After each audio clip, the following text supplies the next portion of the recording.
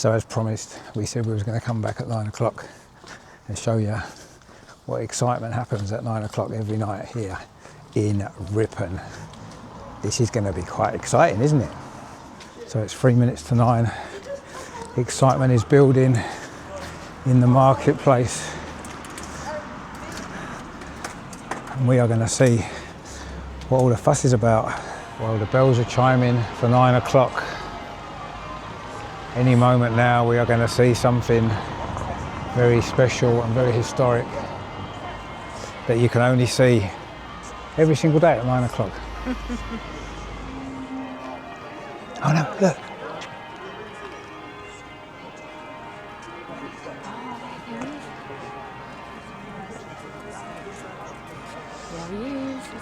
This is the moment we've all been waiting for.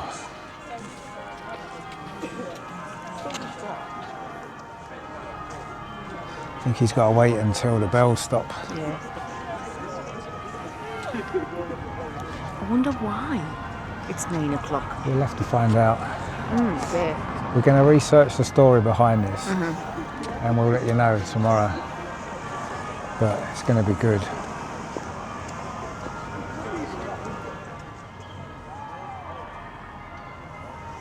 There we go. I think we're getting ready for the big moment.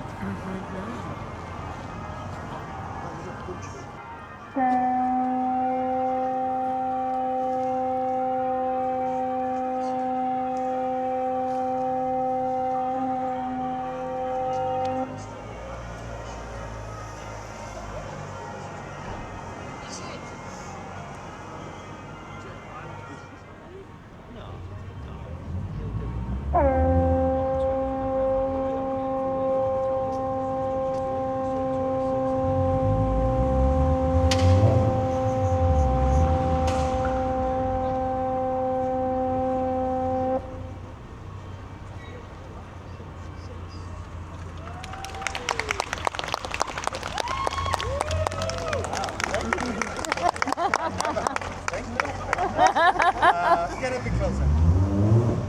Hello everyone, my name is Patricio, I'm one of the hornblowers. What you've just seen is called the Setting of the Watch, which is a tradition that comes from an old time ago in Ripon. And if you have a few minutes, I can tell you a little bit more about it. But if at any point you feel that you want to have a seat, or you're tired of getting wet, or you want to go back to the pub and get wetter in that way instead, I'll take absolutely no offense, and please feel free to go if that is the case. Right, who was in it before?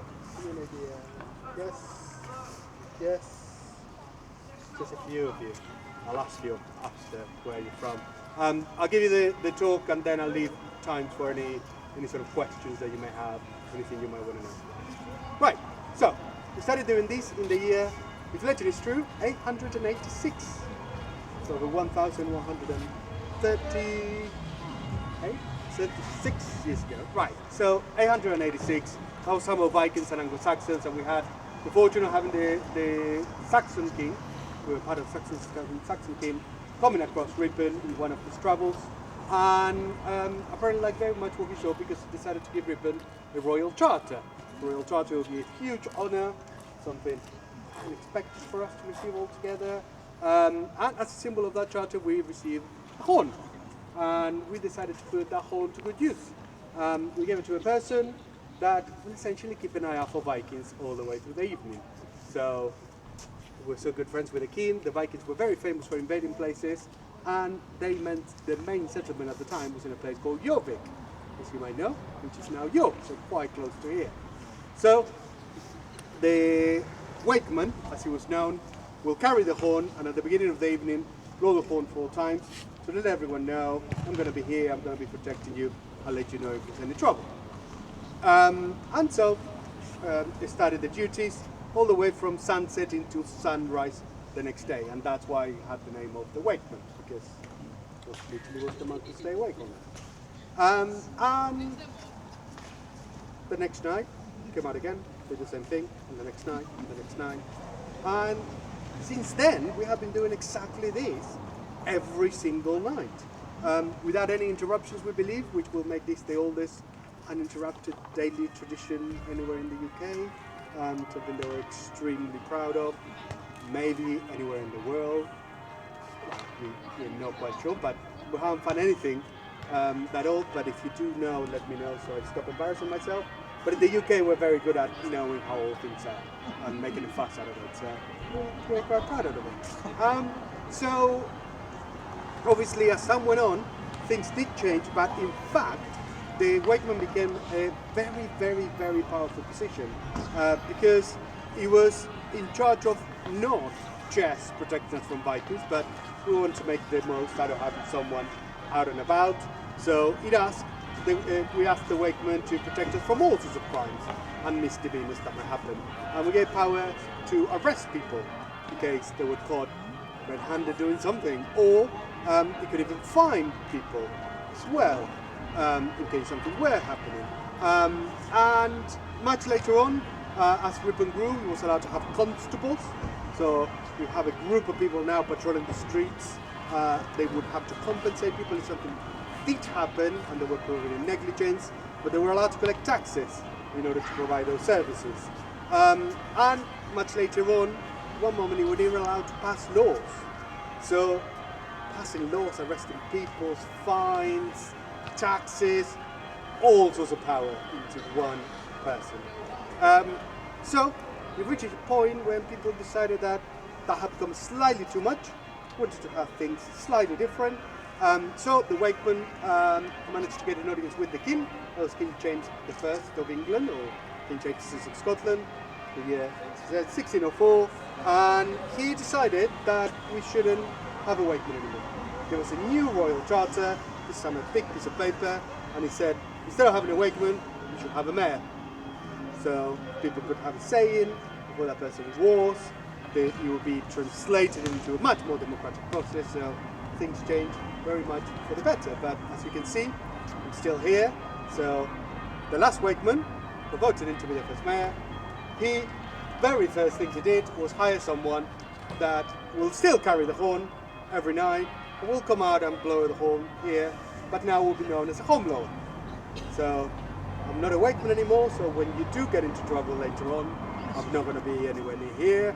When you go into the Wetherspoons, I don't know. You can see some faces in there thinking about what they might get into later. But fortunately for you, I won't be anywhere near. The mayor wanted to make sure. So the mayor wanted us to still pass the message. You can go and keep safe, but passing that message on behalf of the mayor. Which means that for us, we pretty much finish after we do this. Except that we go and see the mayor, because the mayor wanted to make sure we were doing a good job.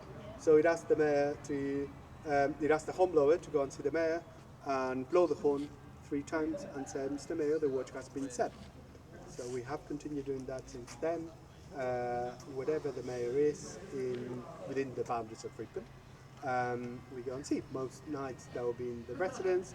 But we used to have a mayor that was a publican, so I used to go to the pub. That could be in a restaurant, could be cathedral concerts, any sort of society that might be meeting and having bite to the mayor. We'll be going there. So we do have a lamppost, so it's quite a special thing. We have something that I call a traveling lamppost, which is a lamppost that gets installed in front of the residence of the mayor as a way to let us know where to go. And for people to know where the mayor lives, in case they have any issues to raise. But every time we elect a new mayor, which is every year, the electricity company comes, picks up the lamppost, gets all the cables, move to the next house, hole in the ground, boom, connected to the mains. So it has been, those from Ripon, I can see some heads know that you've seen it going around the city, haven't you? Yeah. Do you have it anywhere near yours? Not yet. No yet. Not yet. No yet. Okay. Sometimes the neighbours are like, "Oh my God!" Like 9:30 every night. She's gonna have so because we'll be going every night. So they definitely do know when the mayor lives in their street. Last corner, you've seen that I tip my hat on that direction, very purposely on that direction, because that house in the corner, the one with the pointy roof, it's the oldest house in the Market Square, but it's also said to be the house where the last wakeman lived. The first mayor of Ripon, Ripley, now it's a cafe, it's called the Wakeman's Cafe. and that is thanks to the wakeman and first mayor. The mayor decided to find a way around to continue the tradition and created the hornblower. So every night we pay our respects and we thank for the opportunity to continue the tradition. There's also a ghost story related to it. It is said if the ceremony is not performed to Hugh Ripley's satisfaction, his ghostly face will appear in the top attic window. So far so good. Stories about when that happened. Yeah, nothing to worry tonight, I don't think. So I'll stop there. Actually, before you go, can you just briefly tell me where you come from? So that's always fun for me to know. Ripon. Kent. Holland. Yes. Newcastle. Manchester. Manchester. Ripon. Sorry? Ripon. Naperville, Illinois. I'm gonna do as strong of an accent as I can, just to make the point. Good. Right. Writing with a father and grandparents that lived in the... Oh, really? Oh, how exciting. That's good. Well, thank you. If you want any photos or anything, stay here. But you go. I'll stay here.